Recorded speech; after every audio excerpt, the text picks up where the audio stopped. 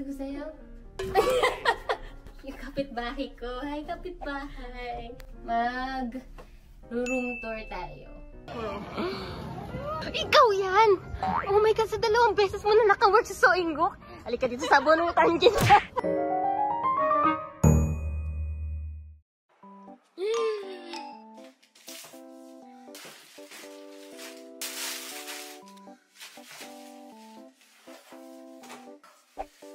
Bago ko matulog kagabi, ito yung mga pinamili ko sa Kupang. So, mag-unbox tayo mga B!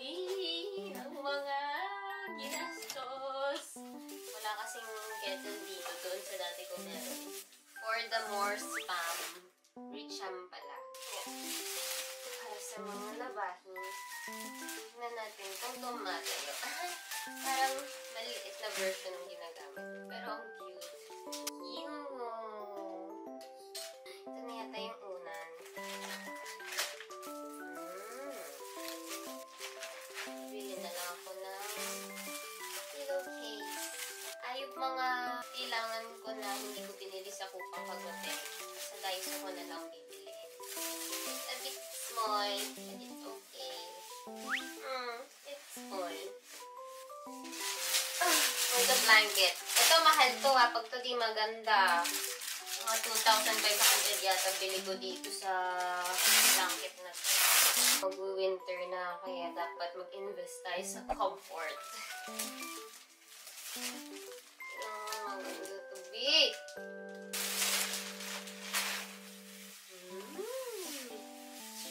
Maganda nga. Ano, parang gusto ko siya iuwi sa Pilipinas. Wow, it's so nice. It's so comfy and so soft. So, nagkalabhan. Ganito na as is. Ginunit you are tende. Or may cover pa to. Ano? Chucha! Chucha! Isa sa mga pinaka-importante sa lahat. Yeah. Ito. Mas malaki siya sa ginagamit ko. Ay, may takalan. Mabagal naman mapanis yung kanin dito. Hindi pala siguro. Sure ako dahil sa weather kasi malamig. Tsa! Rice cooker kayo dyan. Ang dami kong napanalunan sa raffle. Ibunit you are tende.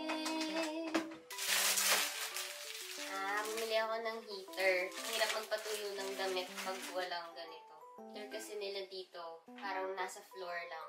Yun yung nagpapainit ng kwarto.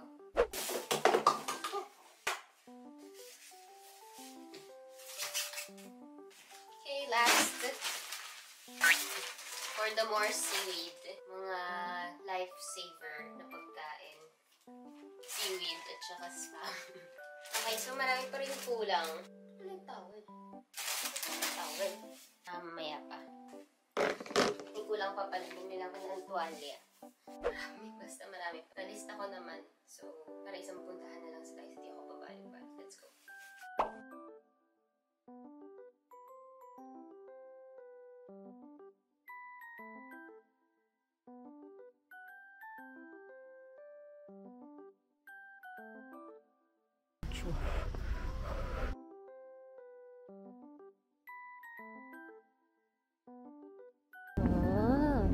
Ang lapit ko lang sa metro. Ang lapit lang ng Daiso. Ay.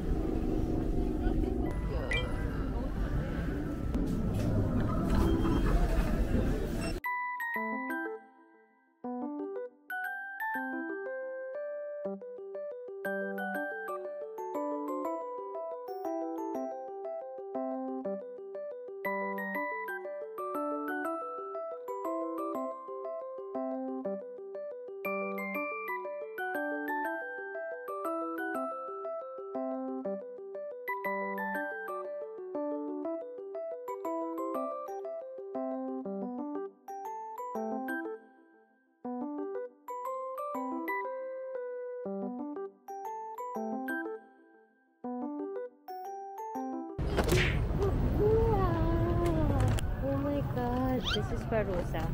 Taas pa nung aakyatin ko. Ano ba yung sidecar dito? Hindi pala malamig. Ang init. Oh my God, look at that. Hindi ko kaya. Magkita na lang tayo sa bahay. Aray.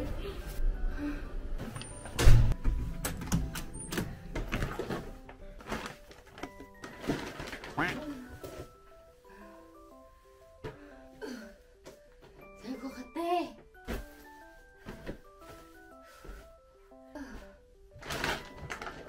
Hindi ko nabasag na yung mga pinggan ko dito. Yung mga babasagin. Pero in fairness, ang mura.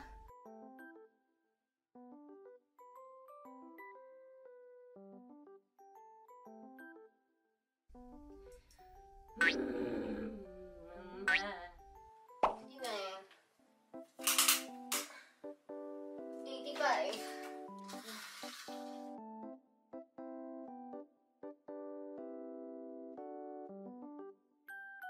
How am I gonna mark this?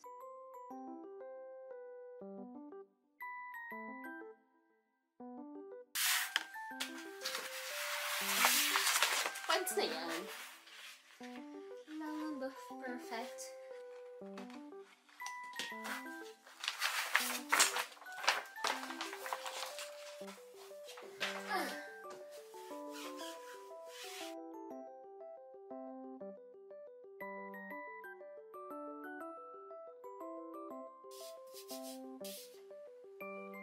Tada! Wala namang reklamo ng maliwanag sa umaga. Yes, po. I'm so proud of myself.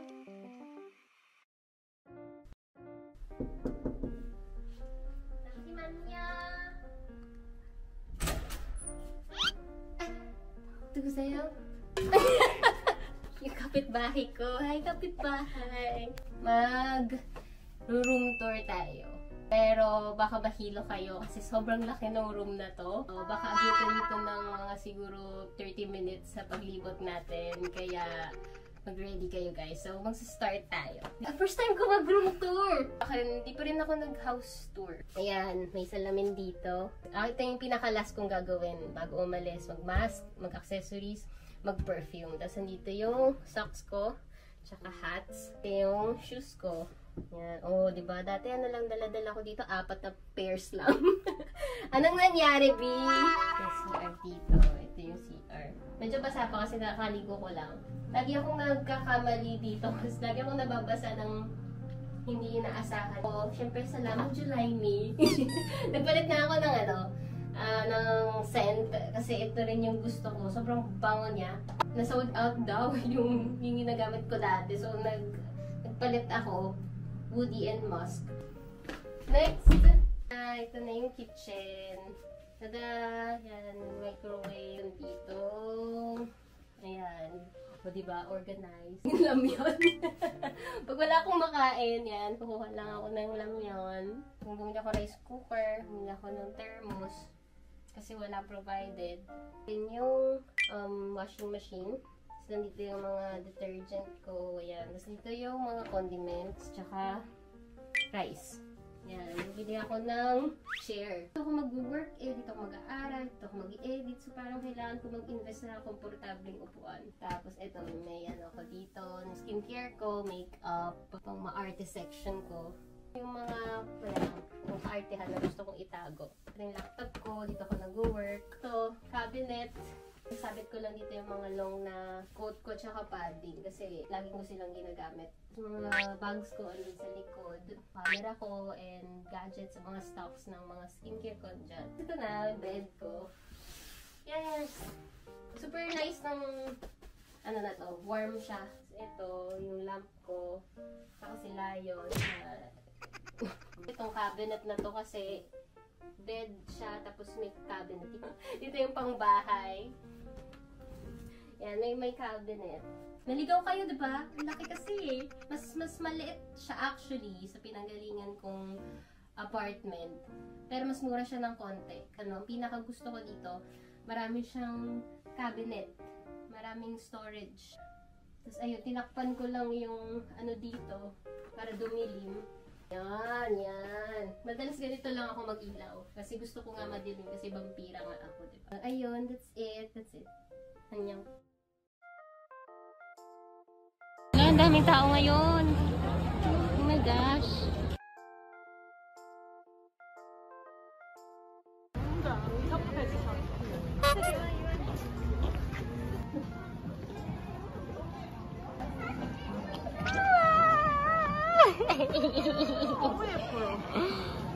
Ikaw yan! Oh my God, sa 2 beses mo na naka-work sa Soinggok. Halika dito sa bunutan kita. Nakakainis ng babaeng to. Oh my God, 2 beses mo na palang naka-work sa Soinggok. Grabe ka. Gusto mo man lang kahit 1 beses man lang makaganyan. Grabe ka.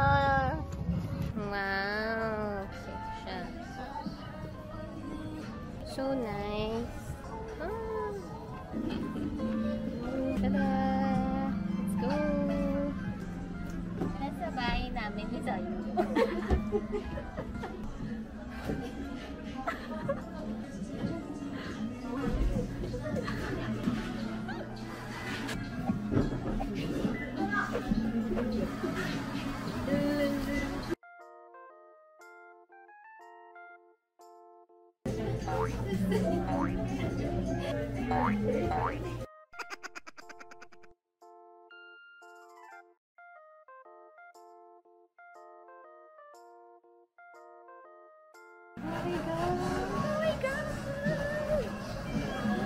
Pwede ba itong iuwi?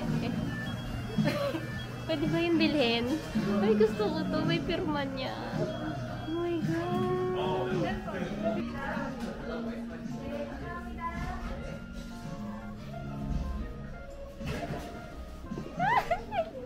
B! So guwapo, B.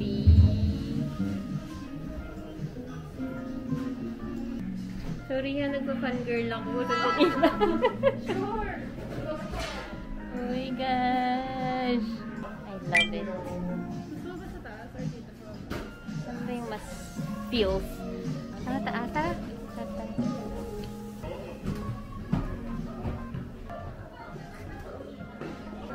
Yung parang, yung malaki, yung malawak.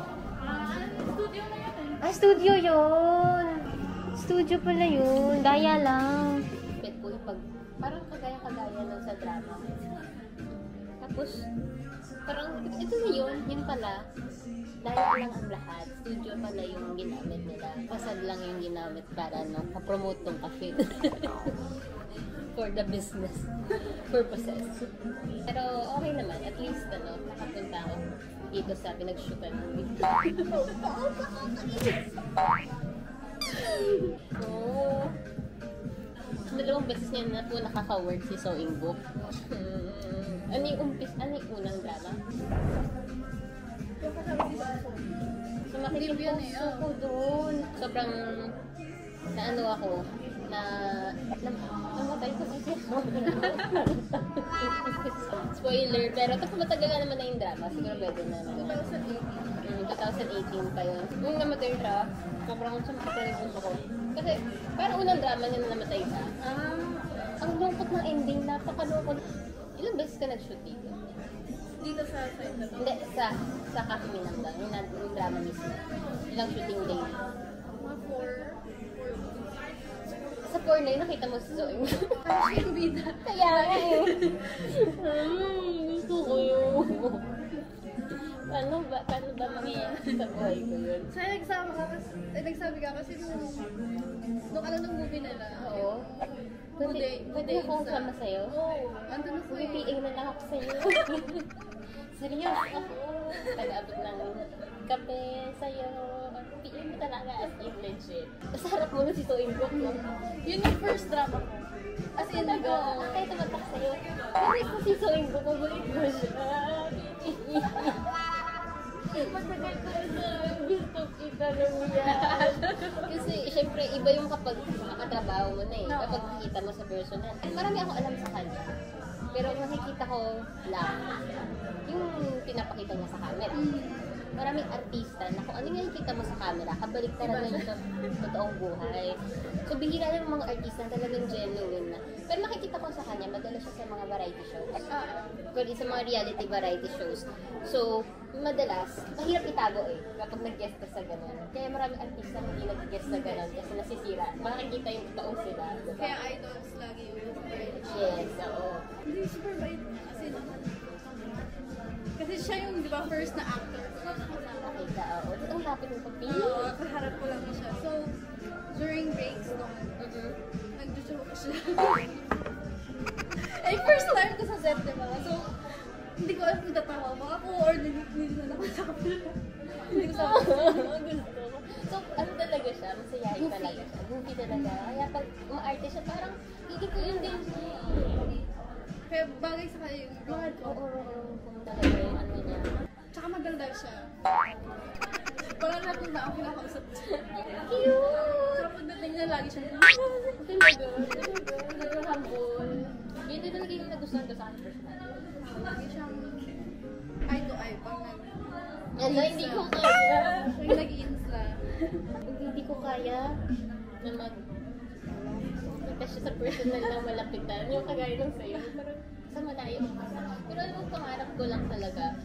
Concert ko. Nakita ko, nakapanood ako ng concert. Tapos, oo, pero malayo ako. Hindi ako nakakuha ng VIP. Parang reserved siya para sa mga super loyal na fans. Pero okay na din sa akin. Kasi first time ko yun. Nagpunta lang ako ng Korea para doon. Tapos birthday ko pa kinabukasan. Hindi ba siya nag-fan meet sa Pilipinas? Hindi pa. Alam mo, dapat nag-fan meet siya dito. Tapos dapat yun yung pupunta ako. Tapos nagka-COVID ako. Ay, bumili may ticket ko.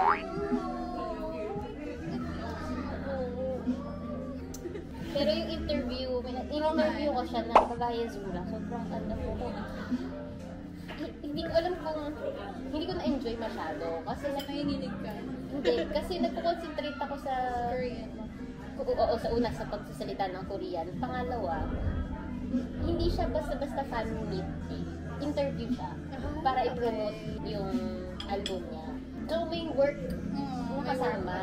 So ang hirap. Hindi lang. Kasi kapag nag-fan lang ako, pag walang work, tititigan ko lang talaga siya. Tapos magsalita ka lang din. Ano daw sa set, diba? Oo, bawal ka lang po picture. Bawal. Kasi sa Pilipinas, pwede naman. Kapag ano, pwede naman. Depende siguro sa product. Pero dapat parang ano ka lang. Bilis ka lang. Okay, isang ganun lang.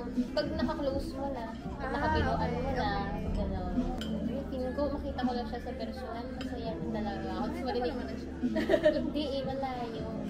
Pero iba pa rin talaga yung kumakanta siya. Kasi parang feeling ko, yung boses niya talaga yung number one. Tapos like, second yung acting niya na hinahangaan ko. Boses talaga. As a singer ko siya, as a singer. Sabi ko kasi yung kanina, nung napanood yung K-drama, yung Reply 1997. Nagustuhan ko yung drama, pero hindi pa siya masyado. So, panood ko yung music video nang kumakanta siya ng All For You. Doon na talaga ako huling. Eh, nagsisimula pa lang ako ma-expose sa Korean culture. Kaya parang sabi ko sa sarili, fan na ako. Iba pala ako, super fan. Nung nakapanood na ako ng mga susunod niyang K-drama. Tapos, pinanood ko yung mga laban niya sa Superstar. Nakita ko kung gaano siya ka-humble na tao. Nakita ko kung gaano siya ka-ano. Mahal niya yung Oo, mahal niya yung mama niya. Sobra. Kaya parang, hindi na ko. Isa sa mga goal ko rin, pumunta ng Ulsan. okay. Yung cafe niya ka. Kapag may nakakapili ka ba ng gusto mo pasukan? Depende kung ano lang yung time. Di ba may free time ako? Tapos lalabas yung mga drama na pwede kong Yan, kurusuin ko na po yung usapan na. May pasensya ka na kasi hindi mo talaga yung tama sa kanya. Imagine mo 10 years na akong nagpapala sa kanya. Tsaka alam mo yung pagpa-fangirl ko. Hindi siya napalitan sa trono. Like, kahit hindi siya active, siya lang. Wala akong, may mga ina-admire akong actor, kunwari si Pak Seo-joon. Sobrang galing. Pero hindi yung level kay Seo In-guk na para mapalitan yung admiration kay Seo In-guk. Nakita mo na siya, Nam Gung-min. Oo. Ba ako? Maliit lang siya. Pero, Maliit yung mukha. Tsaka define yung features niya kasi. diba, sobrang, kasi si Seo In-guk, idol ko siya. Pero, next time, Pero si Nam Gung-min, yun talagang gusto ko na, oh my god, so hot. Pero hindi ko, not to the point na, parang magdi-dig deeper ako sa life niya. Unlike kay Seo In-guk. Yung itsura lang niya, yung gano'n, sobrang manly. Ganun, Sa ano ba siya nakita? Sinambo. I mean, beautiful dong siya. Sobrang galing niya umarte. Alam mo yung sobrang manly ng itsura niya, pero pag umarte siya, sobrang cute. Tsaka mayroon pa isa. Kasi ayoko na rin kay Nam Gung-min kasi nag-asawa na. Plan ko na mag-move on. Pero kasal oo. Pero before ni Nam Gung-min, kilala mo si Chu Sang-woo. Ano ba siya? Hindi kasi hindi na siya naggumawa ng drama. Hindi siya masyadong, 3 years pa lang. Oo. Pero yun yung una kong depth, si Chu Stove Sang-woo. League. Hindi pa ganyan mga depth mo. Wala akong masyadong gusto sa mga lalaki. I mean, sa lalaking artista. Hindi, parang sa visual. Sa gagapuhan ka ba sa flower boy or manly? Gusto ko na yung neat looking. Mm. Yung simple na. So far, sino yung pinakagwapo mong nakita ng artista? Na parang pinaka-attractive sa lalaki? Kilala ko hindi siya artista na artista, pero singer / actor. One yung pangalan niya, Kim. Nagwapuhan siya, hindi niya alam yung pangalan. One yung pangalan niya. Sa personal Ito. Chung Jae-won. Bagets! Bagets? Yan mo yung mga Nam Gung-min, 40 years old na sila. Oh my God. Alam mo, kulang yung isang araw sa atin. Alam mo, wala na akong memory ubos na. Ayun, naka 18 minutes na po kami nagchichikahan. Ang hirap na naman i-edit nito. 남도사님 가보겠습니다.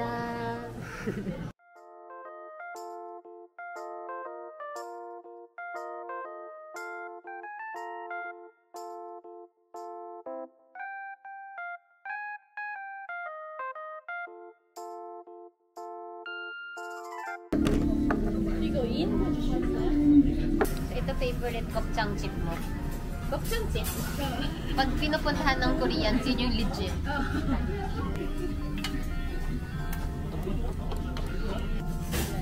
Ano to? Ha? Service? Ah, talaga? Dito lang na ganito?